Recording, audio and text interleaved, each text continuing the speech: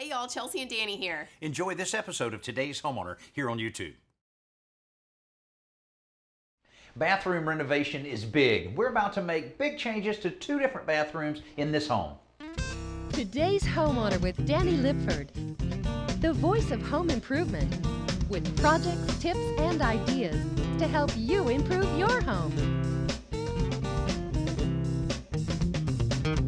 There's a number of ways to approach bathroom remodeling around your home. You may have to completely gut your bathroom like we've done with this one, or your bathroom may simply just need a facelift. Now we'll be doing both of these projects, completely remodeling this one and a facelift on another smaller bathroom that's tucked under an existing set of stairs that's a half bath, where we'll be removing all of the fixtures, the wallpaper, and creating a whole new look. Now there's similarities in however way you approach bathroom remodeling, in that you have to make a number of fairly difficult decisions to get the right fixture for your personality and the type of look that you're looking for. Well, we'll show you what's involved in that, give you some great tips along the way of some things you got to consider if you're remodeling your bathroom. Don't go anywhere.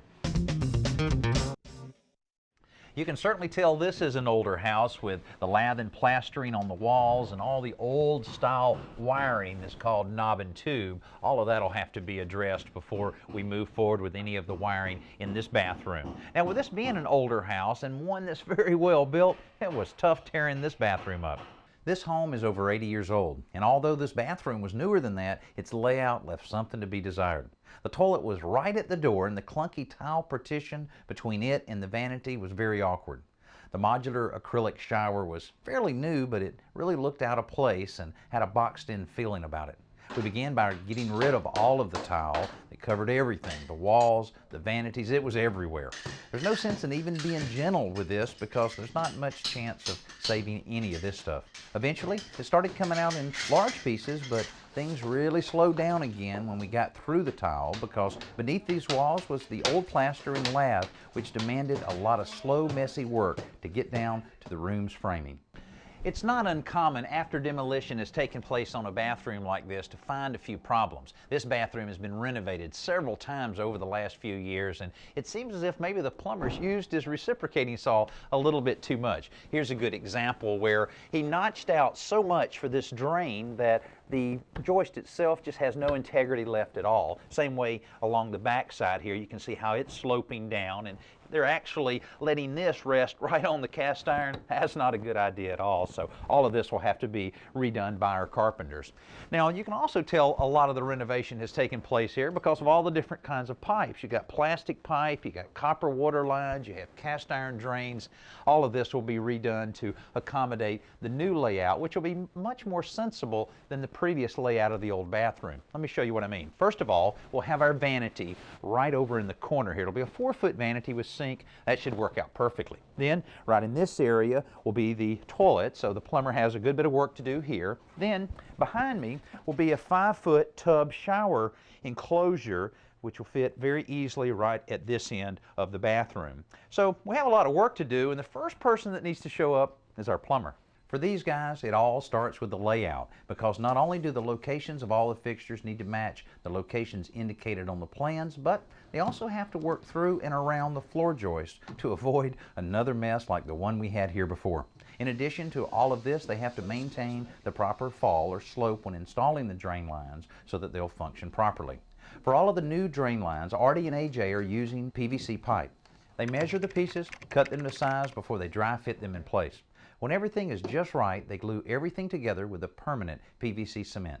We had a lot better coordination with our plumbers and carpenters on this renovation than they did many years ago, so that we were able to prevent any excessive notching in the joist. Now you can see how the carpenters put the new floor joists that were needed, badly needed on this floor, and then the plumbers drilled holes through it for the water lines as well as the drain lines, so it really minimized the amount of cutting that had to be done on these very important structural members of the floor system. So that looks great. Also, you may notice the metal straps. These are very important nail guards that guard against any nails being driven through the studs or through the floor joist and into the water lines. You can see we also used them anywhere the water lines went through the studs themselves. That can really be a heartbreaker when you're nailing up that piece of drywall and you hit one of those water lines. I've been there. No fun at all. Now, another thing that, you know, is inevitable is you're going to have to cut out some joist every now and then like this, especially on a plumbing pipe like the toilet flange, because you have a certain distance from the wall you need to be.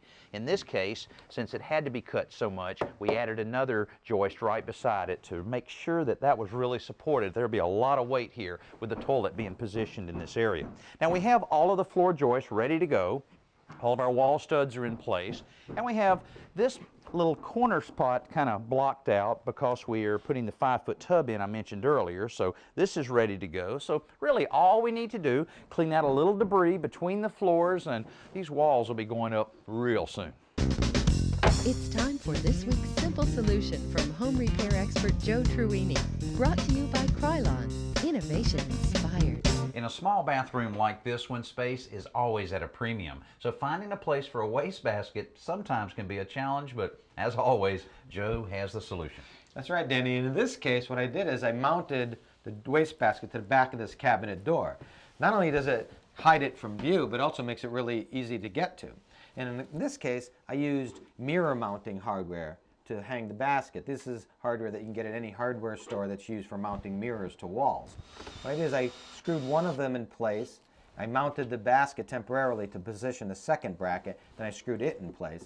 And each of these brackets has a little upturned lip that hooks onto the rim of the basket, so it just hangs right on there. Well, you'd have to be careful on the length of screws or it'll end up going through to the other side of the cabinet. Yeah, absolutely. I'm glad you mentioned that, because these mirror mounting brackets actually come with a much longer screw that I had to replace with these little 1/2-inch screws. I guess you also need to be very careful on the size of basket that you need for a particular cabinet, because cabinets are always different sizes. Right. It's a good idea to measure the cabinet space before you go to the store to buy the wastebasket. Fortunately, these baskets come in all different sizes, and in this case, you notice there's an adjustable shelf right here, which I could have raised or removed entirely and put in a bigger basket.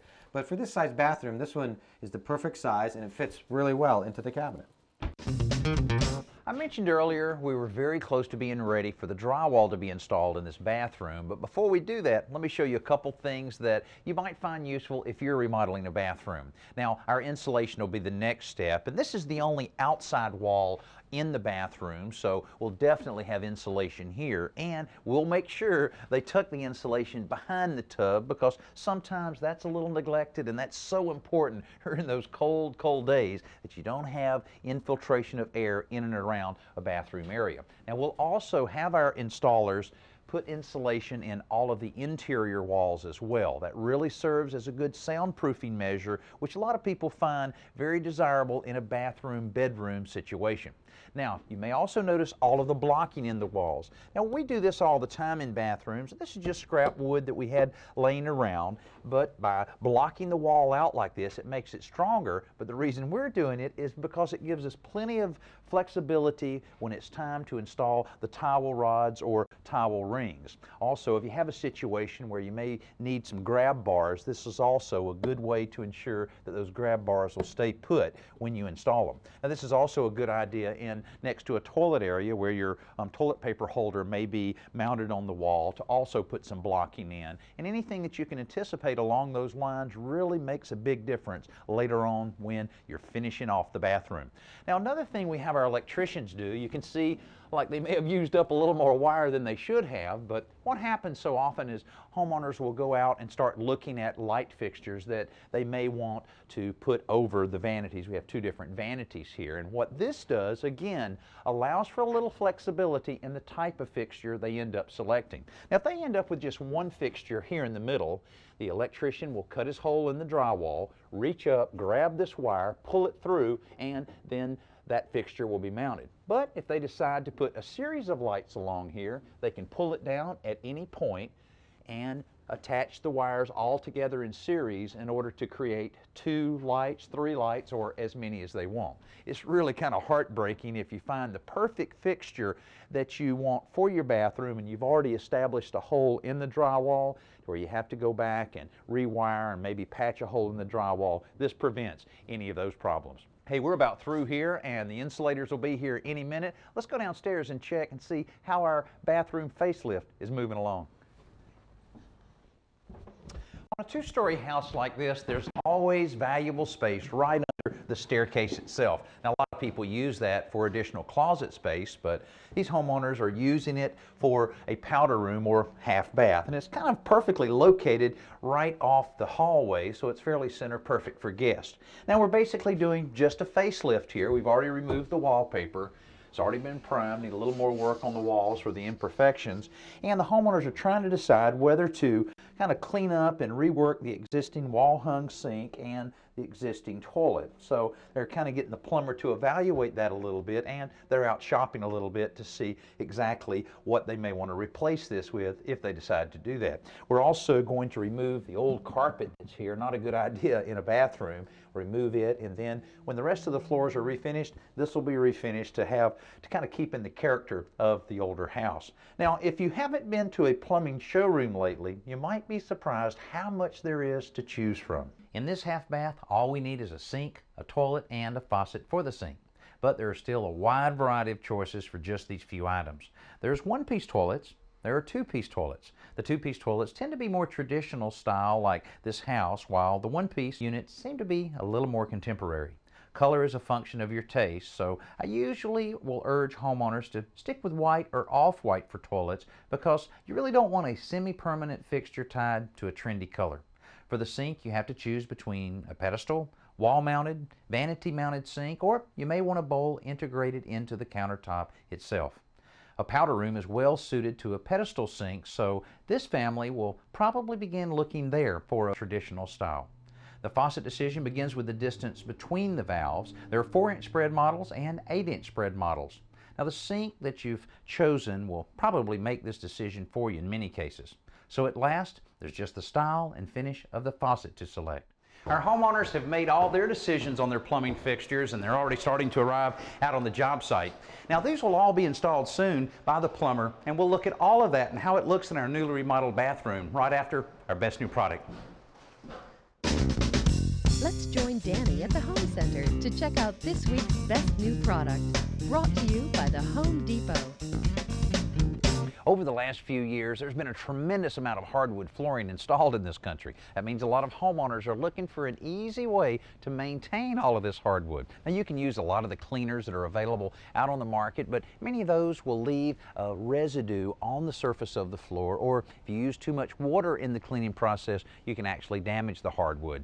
That's why the Orange Glow Hardwood Floor Care System really makes a lot of sense. In this kit, everything you need to know and everything you need to maintain a hardwood floor. Now, here's how it works. First of all, after you vacuum the floor, you use the floor cleaner. You just mist a light misting over the entire floor surface. Then you have this that's in the kit. It's a mop head and a mop handle in 3 pieces that screw together. Then you use this pad that sticks right to the front of the mop, and then you really work in the cleaner to thoroughly clean the floor.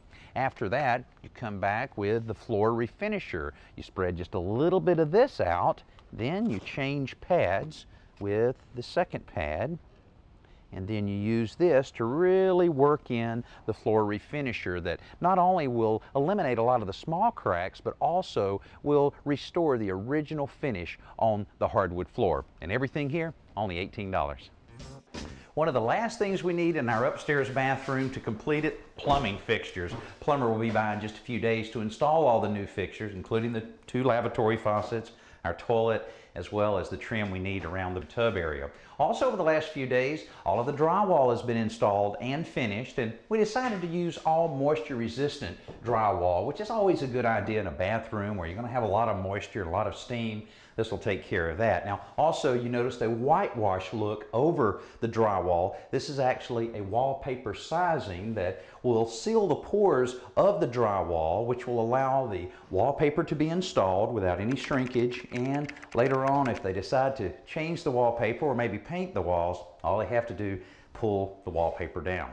Now, we also have all of our cabinets in, our cultured marble countertops and surround around the tub, and our ceramic tile installer was in. Put all of our tile down. We're in good shape there. We have it partially covered up just to prevent any damage from the plumber and the other guys that have to be in.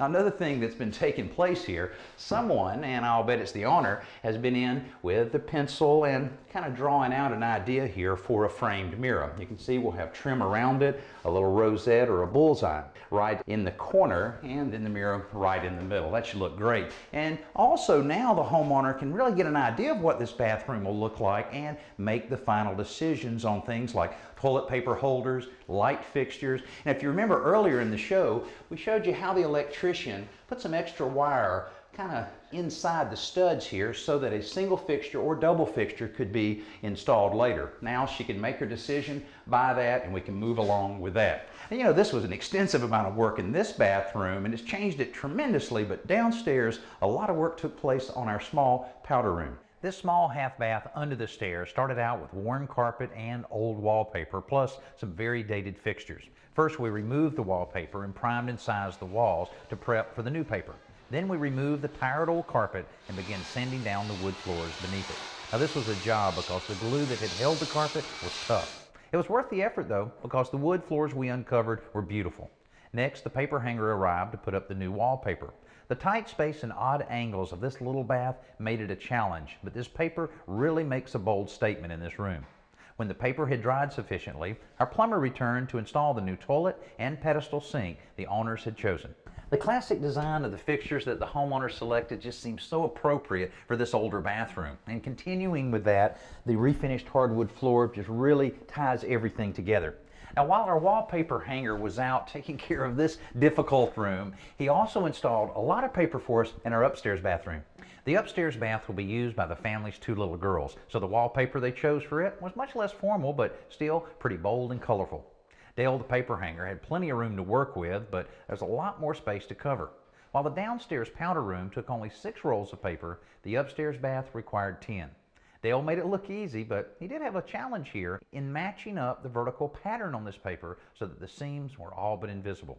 While we put the finishing touches on this room, why don't you check out this week's Around the Yard. Let's head outside for Around the Yard with lawn and garden expert Tricia Craven-Worley. Brought to you by TimberTech Composite Decking. Boy, Tricia, this dirt is in great shape. I mean, it's tilling up so easily. Oh, thanks, Danny. Well, you know, it's taken quite a few years to get like this. To get dirt that's as rich as this takes a combination of the garden being used for a long time. I kind of let the leaves get in here, and of course I try to amend it, work with mulch and different things, and that helps create this really nice rich soil.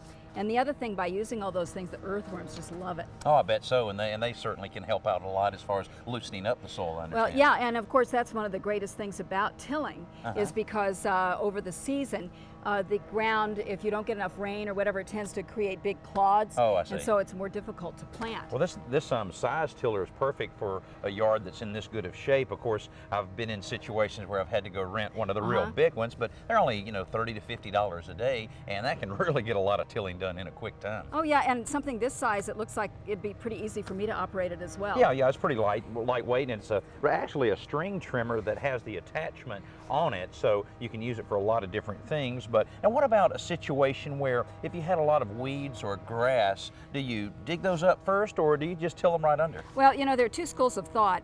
I prefer to try to get all the weeds out first because those seeds are always there. But some people just till it and hope for the best.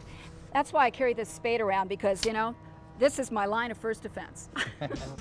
Both our bathroom renovations are completely finished. Now, bathroom renovations require some very timely decisions for them to run smoothly. Here, the homeowners did a great job in helping us with that. Before the work started, the downstairs bath was worn and dated. Now, we've transformed it into a bold, classic space.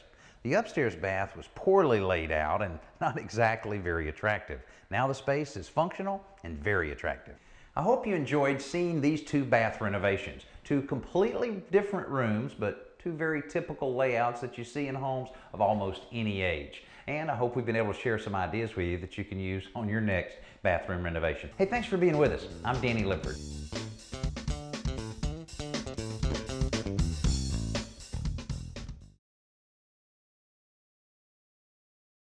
Hey, thanks for watching this episode of Today's Homeowner. And don't forget to comment, like, and hit the bell icon so that we can notify you when new videos are posted. And don't go anywhere, click around and continue the home improving fun.